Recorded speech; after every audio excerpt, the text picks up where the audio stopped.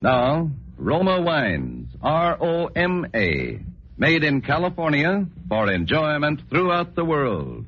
Roma Wines present Suspense.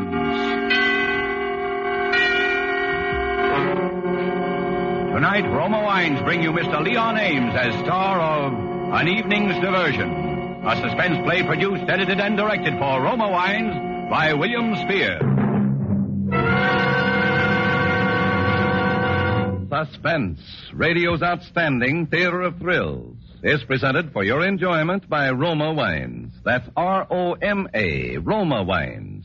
Those excellent California wines that can add so much pleasantness to the way you live, to your happiness in entertaining guests, to your enjoyment of everyday meals. Yes, right now a glassful would be very pleasant.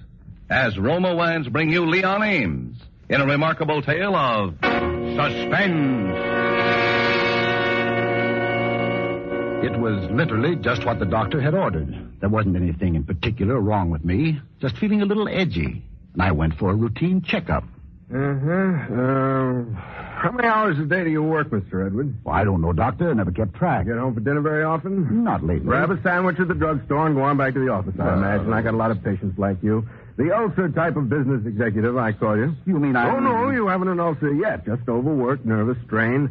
A month's vacation is what you need. But, Doctor, Yes, I know they all say that. I'll tell you what you can do, though. Yes? Done wonders for some of my patients. An evening's diversion. Oh, I don't work late every night. Why, I took my wife out to dinner in the theater only last week. Oh, I don't mean that kind of diversion, rushing home and putting on dinner clothes, fighting for a table in a restaurant, rushing on to the theater. That's work, too, I know from experience. Well, then what do you mean by an evening's diversion? Dropping in at the club for a thrilling game of chess? Oh, that's no good either. You wind up talking business. No, what I have in mind is something different. Go out on your own. Go someplace you wouldn't normally think of going, then relax and see what happens. Well, now, look here, Doctor. I'm a married man. I can't... Oh, then you aren't likely to get in any serious trouble. So, that's your prescription.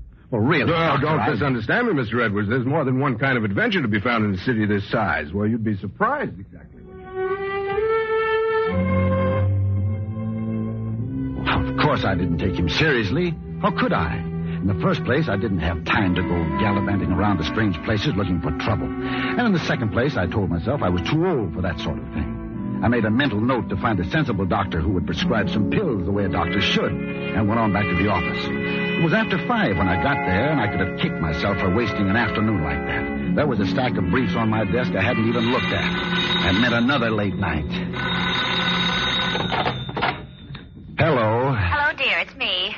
Oh, hello, Lily. Look, honey, I was just going to call now, Paul, you're not going to tell me you're working late again tonight. you. I'm afraid so, darling. Oh.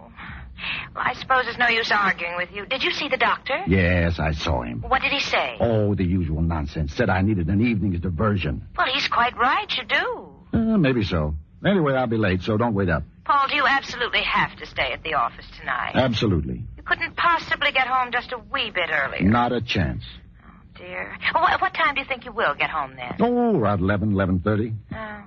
Well, there's milk in the icebox if you're hungry when you get in. Thanks, honey. Good night. Good night, dear. Now, don't work too hard. No, I'll try not to.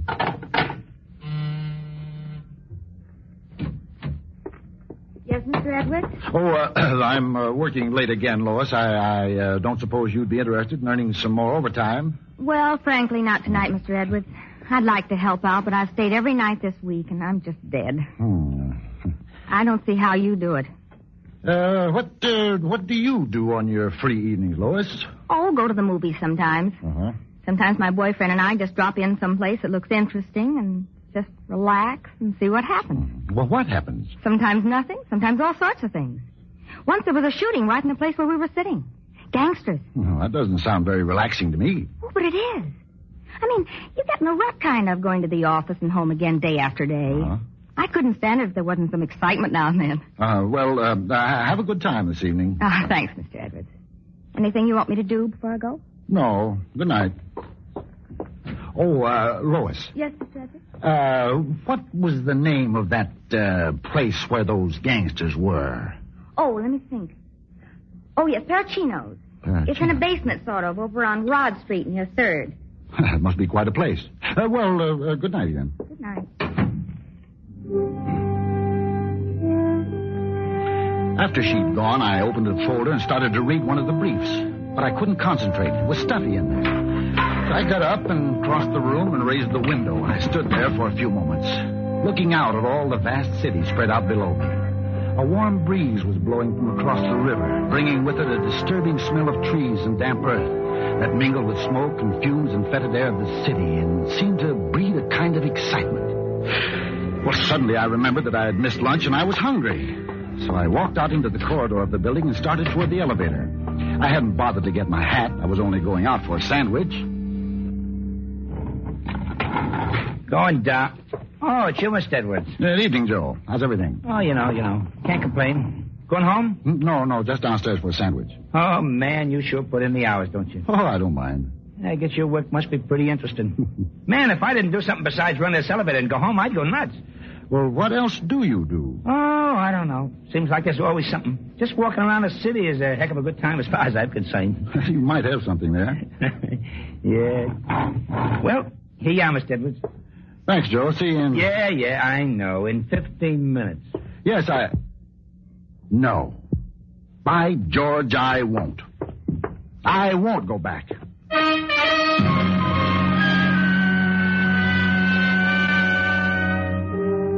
Something in his tone of voice must have decided me. He wasn't just a fresh kid. He was really sorry for me. When I got outside on the street, that air hit me again, that warm summer air. I started walking, not paying any attention to where I was, just walking and enjoying that wonderful air. I must have been walking for nearly an hour before I noticed where I'd got to. It was Rod Street, and up ahead was a flickering neon sign. Pirocino.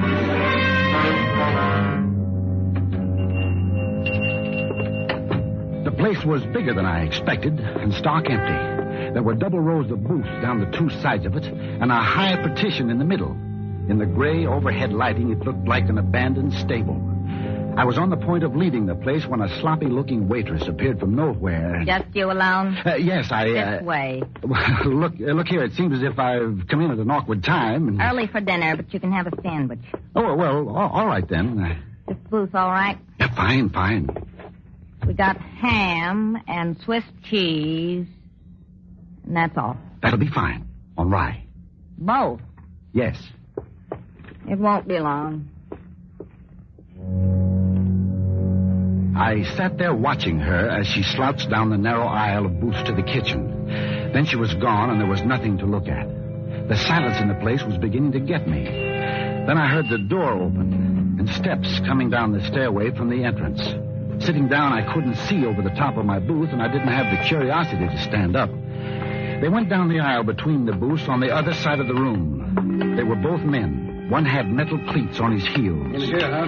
The whole row of booths shook when they sat down. They were apparently rather heavy men. When they started talking, I could hear them as plainly as if they were sitting across the table from me. I told you this place would be empty. Why couldn't we talk just as well in your room? I like it here. Well, what do you want? My cut of that 50 grand? Don't rush me. What happened? Same dame double-cross you? I didn't say that. All she's got to do is slip that stuff in this coffee. Why don't you do it? I'm seeing her tonight. You've been seeing her every night for 3 months. What do you talk about? I'm doing this my own way, see? You're nuts about her, ain't you? What if I am? Bad business. Yeah, you don't understand a dame like that. It takes time with a dame like that. In the meantime, maybe she gets tired of you and spills the whole caper. That's my lookout. Oh, no, it's not, Maxie. There's me to think of, too, and the rest of the boys. Okay. I'll give her the final pitch tonight. If she stalls me again... You know what to do, Maxie.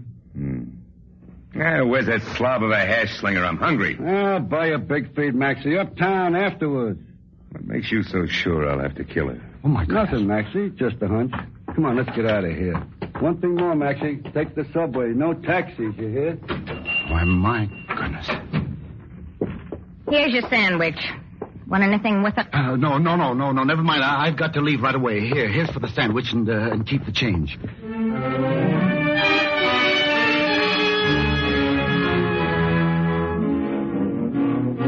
I caught up with him near the corner of 7th Avenue. I knew it was him because of those metal cleats on his heels. I followed him down into the subway. He walked up to the end of the platform. I waited where I was. It was as hot as a furnace down there. My heart was pumping fast with excitement, and I could hardly breathe. But this was doctor's orders, an evening's diversion. I walked to the far end of the platform. He didn't look around at me.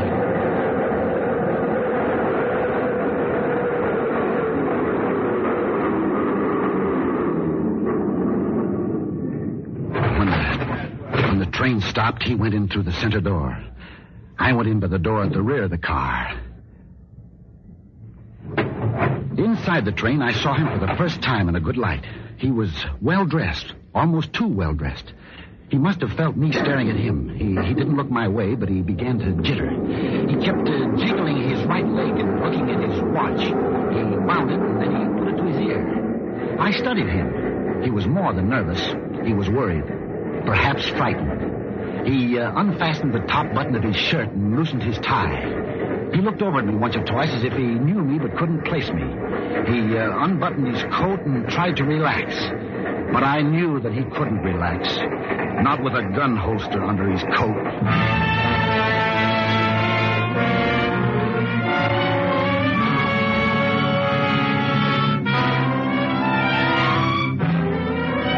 For Suspense, Roma Wines are bringing you a star, Leon Ames, in an evening's diversion. A radio play by Stan Schlesinger.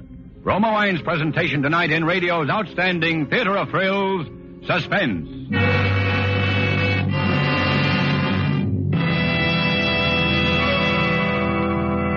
Between the acts of Suspense, this is Truman Bradley for Roma Wines. When you finish work hot from these blistering summer days, you deserve something cool to come home to. And what could be more refreshing than the frosty luxury of Roma wine and soda, iced, America's smartest, coolest summer drink.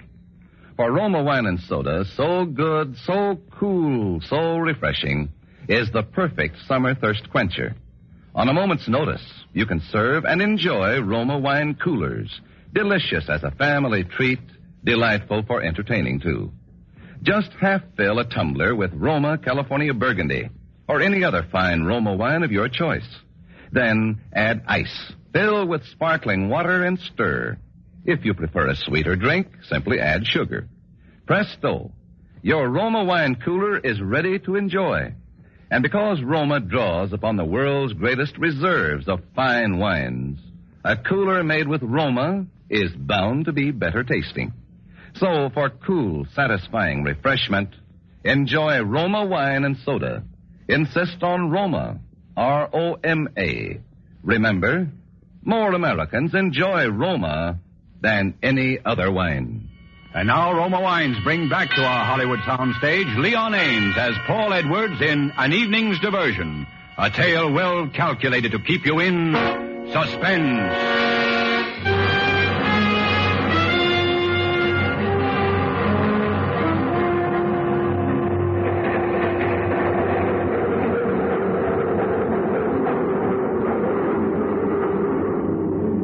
The train stopped at the 59th Street station, and he got up to leave.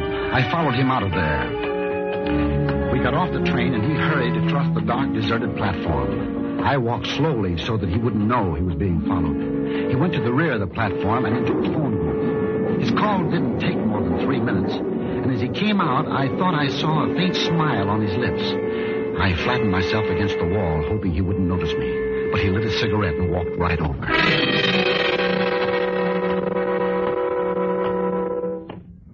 Something I can do for you, mister? What? I said, is there something I can do for you? No. That You're is... following me, aren't you? Well, now, see here, I don't... Shut up. What are you, a dick? What? A flatfoot, a copper. Well, no, I'm not. But you're following me. Well, I don't know what you're talking about. You got on at the 8th Street station. You Really? followed me when I got off here. You watched me when I went into the phone booth. Well, And now you're on my tail again. What's the game? Maybe I'd like to play. No, you play with guns. I don't. Pretty sharp guy, aren't you? Well, you must have a guilty conscience. Let's leave my conscience out of this. Just keep away from me, you understand? Keep away or you'll get hurt. Yes, I think I understand. I hope you do, for your sake. Now, here comes a train. I'm getting on it. You're going uptown, you'll wait for the next one. Yes, all I right. don't want any funny business, mister. Oh. You'll find I've got no sense of humor. You and ran for the train. And as he ran, a scrap of pink-colored paper fell from his pocket to the platform. I made no move to pick it up. He was watching to make certain I didn't board the train. At last, the train started. I waited until it was out of sight. People were still clearing the platform. I was about to pick up the scrap of paper when a man hurried by and kicked it to the tracks below. I had to have that paper, so I jumped down to the tracks. There were dozens of papers down there, but only one pink-colored scrap. There was an address written on it, 375 Highland Drive. Hey, you! What do you think you're doing down there? Oh, I'm sorry, officer. I dropped an address down here, but I found it. I don't care if you dropped your old lady down there. You're not supposed to be down on the track. I know, but now get out of there, but fast. Here, grab my hat. Thanks. I didn't mean to break the law, officer, but it was important that I get that paper. Yeah, you're up. I ought to run you in for this. But I hope you won't. What if you was to get hit down there? You'd throw the whole train schedule off. Well, I wouldn't want to cause anyone any inconvenience. Okay. But don't let it happen again.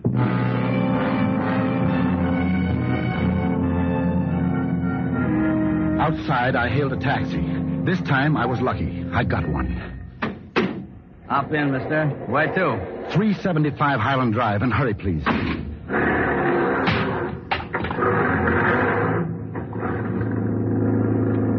The traffic is kind of heavy tonight. I ain't got wings, but I'll get you there as fast as I can. I'll make it worth your while. It's a matter of life and death. Yeah, I know. I'm telling you the truth. Hey, mister, I ain't gonna argue with you, but I've been driving this hack for 10 years. I've heard that song before. All right, then, don't believe me, but for the love of heaven, please hurry. Okay, I'm doing the best I can. Yeah, it's easy for you guys to hop in a hack and say, step on it. But, I get awful tired hearing the same things. You know what I mean? I guess you wouldn't. You look like the kind of guy who wouldn't let himself get in a rut. But not me. Every day. Well, why are you stopping? Red light, mister. There isn't time to stop for red lights. I've got to get to 375 Highland Drive, and I've got to get there before it's too late. Relax, mister. She'll wait. See, where was I? Oh, yeah. Yeah, like I was saying, things get pretty dull for a hack driver. Sometimes I think to myself, why not forget about it for a little while? Go home. Get the wife. Get the kids. The taxi seemed to crawl along, and the driver kept talking. I couldn't understand a word he was saying.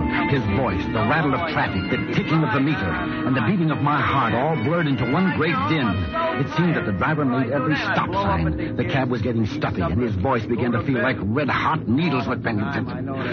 Shut up! Huh? What? I said shut up. Wise guy. Why are you stopping? There's no red light. No, there ain't. I'll shut up, okay, if you pay up and get out. Get out? You heard me. I don't like your attitude. I may not be much, but nobody walks on me. Now get out. But I'll never get another taxi. Stop. You're breaking my heart. Oh, you fool. This is a matter of life and death. I told you that. Now, look, here's $5. Get me to 375. Mister, $500 wouldn't get you to the next corner as far as I'm concerned. Now, you going to get out or am I going to kick you out? Look, I'm sorry. I apologize. But please, you must get me to 375. And here's your change, $4.50. Skip the tip and get out. I've got your number. Your company will hear about this. Yeah, and I got your number, too. Hit the road, brother.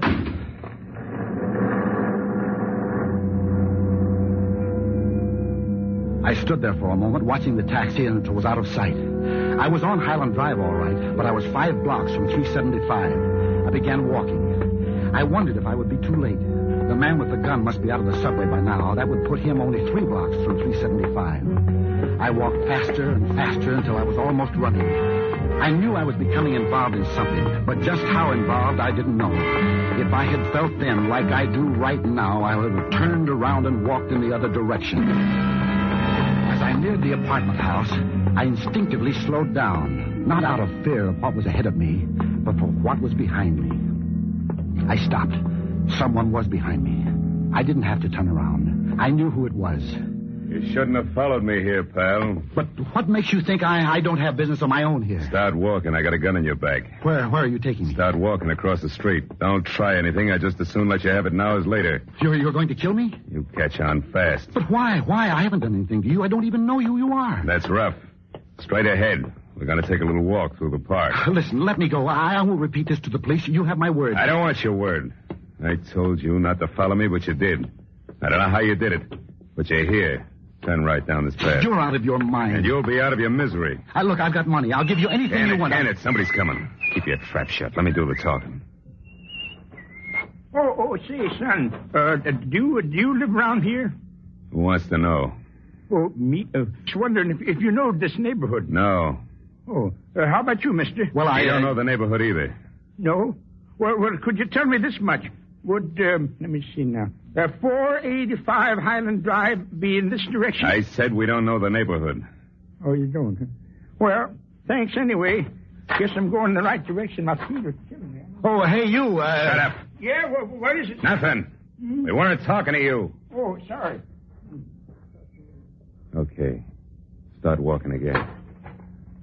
Do you mind if I ask you something? It all depends. Just who were you going to kill tonight, other than me? A certain party in apartment 1A. What? What are you going to do about it? Oh, I was just curious, that's all. Like a cat, huh? Why were you going to kill this party? This is far enough. You didn't answer my question. I'm through answering questions, pal. Look, what are you going to kill, gain by killing me? Nothing. But I Except swear my that... life. I swear Save your breath. Someone else is coming. You can't get away with this. Where the devil is all this traffic coming from? Listen, You listen, mister. Keep your eye on me and remember I've got this gun on you. Don't try any funny stuff like you did the last time. It's a policeman. Cop.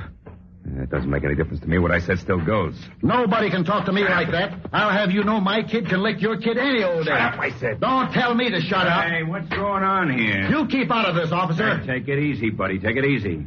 What's with this guy? Oh, don't pay any attention to him, officer.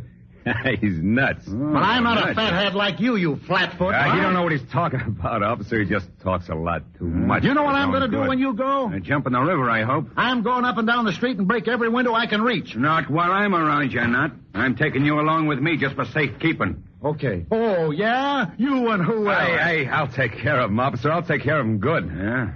Well, all right. But you're responsible for it. I don't want to see any broken windows, you understand? Oh, sure. Sure thing, officer. Okay. No one is going to take care of me. I'll take care of myself. Hey, come back here. Come back here, I said. I don't want any broken windows, you hear?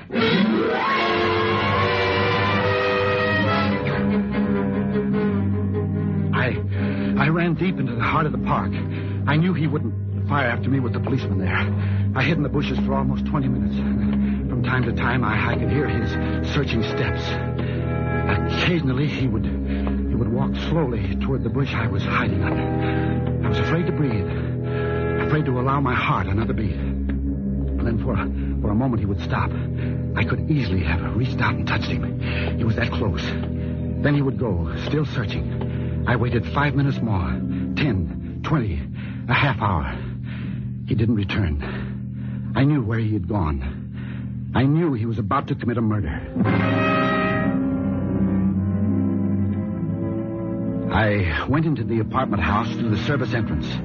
My legs felt like rubber, and my clothes were torn from the bushes in the park. I walked quietly up the steps to the first floor, made sure the corridor was empty, then moved to the door of apartment 1A and listened. For a moment, I heard nothing. And then that familiar voice seeped through the crack beneath the door. So, you decided to back out, huh? Oh, Max, I'm afraid. What's there to be afraid of, sweetheart? I'm afraid for you. We'd never get away with it. Who says we wouldn't? Just you let me take care of him. Or maybe you still love him, huh? I loathe him, and you know it. Then why hold back? Why make yourself miserable any longer? It's you and me, sweetheart. Do you get that? You and me. That's the way it's got to be. I'm sorry, Max. I can't do it. I won't. You can't back out now. Why can't I? You know too much. Oh, Max, if that's what's worrying you, I would... That's what's worrying me. Don't you trust me, darling? Sure. Sure, when I can see you. That's why we've got to be together. Or maybe you want to bump him off and take all the dough yourself. Oh, Max. Sure. That's it. Oh, what a sap I've been. Don't be a fool. I'm going. I'll hear from you, won't I, darling? Not a chance. You won't be hearing from anyone, sweetheart. Max, put away that gun. I'm checking you out, Lily. Max, listen, please. Max, listen, don't do it. I'm with you. You know that, don't Let go you? of my arm. Max. Let go, I tell you. Be careful or you'll... Lily. Max, darling, Max, I didn't mean to do it. Max, I didn't mean to do it.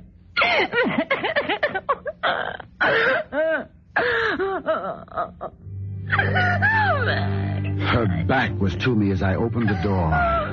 She was on her knees weeping for the man she had just killed. I walked quietly toward her, knelt down, and reached for the gun at her side. Picked it up, moved a few steps back, and waited. She must have felt my presence in the room, because she stopped sobbing, stood up, and turned to face me. Nothing was said. Her eyes were searching mine, growing wider and wider as she found my thoughts.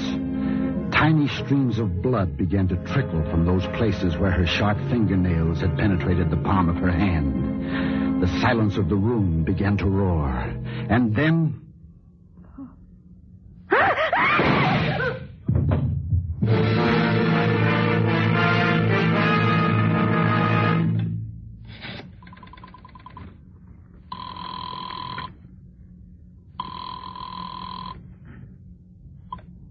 Number, please. Get me the police department.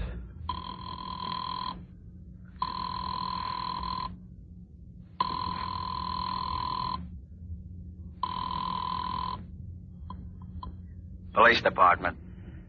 You'd better send someone over to 375 Highland Drive right away. Apartment 1A. 375 Highland Drive, apartment 1A, huh? What's up? I think you'll call it murder. I just killed my wife.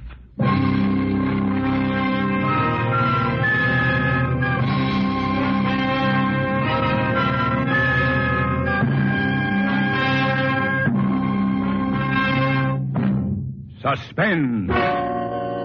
Presented by Roma Wines, R-O-M-A, made in California for enjoyment throughout the world. Before we hear again from Leon Ames, the star of An Evening's Diversion, tonight's suspense play, this is Truman Bradley for Roma Wines. The 4th of July marks not only Independence Day, but also the beginning of the really hot summer weather, the sweltering, throat-parching days that melt your energy and burn your disposition. Well, here's a clever California recipe that's famous as a heat beater. To get cool, comfortable, and contented, enjoy an ice-cold, taste-tingling Roma wine lemonade. That's right, Roma wine lemonade. Delicious, refreshing, inexpensive. Now, here's how. Place ice and the juice of half a lemon in a tall glass. Pour 3/4 full with zestful Roma California Burgundy or any other Roma wine you prefer. Add water and sweeten to taste. Then sit back and sip your way to cool contentment. Roma wine lemonade, the most refreshing summer drink you ever tasted. So cool to come home to. And remember, Roma, America's favorite wine, makes America's finest wine coolers. So refresh with Roma, R-O-M-A, Roma wines, America's first choice in wine. This is Leon Ames. I hope you've had a pleasant 4th of July. I know that for me it's been an exciting holiday to appear here on Suspense. Next Thursday, I'm sure you'll want to listen when a very wonderful actor, Sheldon Leonard, appears in a suspense play called Feast of the Furies, which Mr. Spear has just described to me and which sounds like one of the really dramatic events of the radio season. Leon Ames appeared through courtesy of Metro-Goldwyn-Mayer, producers of the Technicolor musical Easy to Wed. Next Thursday, same time, Roma Wines will bring you Sheldon Leonard as star of Suspense, radio's outstanding theater of thrills. Produced by William Spear for the Roma Wine Company of Fresno, California.